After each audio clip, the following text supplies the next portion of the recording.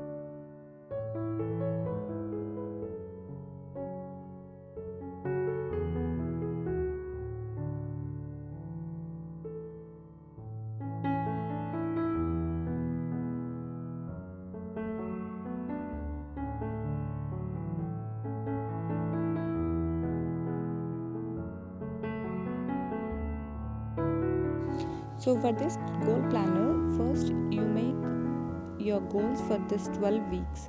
So here I have shown 4 goals. You can keep any number of goals you want, but it has to be achieved in those 12 weeks. So the next is the action plan. So one goal, for each goal you divide the work into 12 weeks.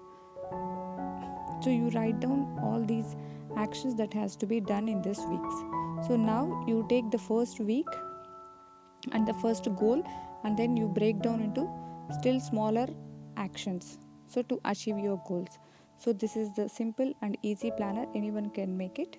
So don't forget to like, share and subscribe to S19 Creations.